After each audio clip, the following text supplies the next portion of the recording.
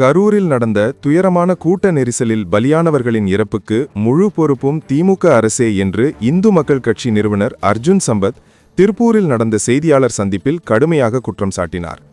இந்த நிகழ்வு நடந்தபோது சட்டம் ஒழுங்கை நிலைநாட்டுவதில் திமுக அரசு முற்றிலும் தோல்வி அடைந்துவிட்டது என்று அர்ஜுன் சம்பத் கூறினார். ஒரு முக்கிய அரசியல் கட்சியின் கூட்டம் நடைபெறும்போது போதுமான பாதுகாப்பு ஏற்பாடுகள் செய்யப்படவில்லை. இது அரசின் அலட்சிய போக்கை காட்டுகிறது. மேலும் நெரிசலை கட்டுப்படுத்த காவல்துறை போதுமான நடவடிக்கைகளை எடுக்கவில்லை. கூட்டம் நடக்கும் இடம் மற்றும் அதன் தன்மை குறித்து காவல்துறை உரிய மதிப்பீடு செய்யவில்லை. இந்த அலட்சியம் காரணமாகவே பல உயிர்கள் பலியாகியுள்ளன என்று அவர் தெரிவித்தார். இந்த கூட்டத்தின் ஏற்பாடுகளில் திமுகவின் முன்னாள் அமைச்சர் ஒருவருக்கு முக்கிய பங்கு இருந்ததாகவும் அவரே இந்த துயர நிகழ்வுக்கு பொறுப்பு என்றும் அர்ஜுன் சம்பத் குற்றம் சாட்டினார். அந்த முன்னாள் அமைச்சர் மீது நடவடிக்கை எடுக்க வேண்டும் என்றும் அவர் வலியுறுத்தினார். இந்த துயரச் சம்பவம் நடந்தவுடன் பலியானவர்களின் குடும்பங்களுக்கு சரியான இழப்பீடு வழங்குவதிலும் பாதிக்கப்பட்டவர்களுக்கு உடனடியாக மருத்துவ உதவி வழங்குவதிலும் அரசு மெதுவாகவும் மனிதாபிமானமற்றும் செயல்பட்டதாக அர்ஜுன் சம்பத் தெரிவித்தார்.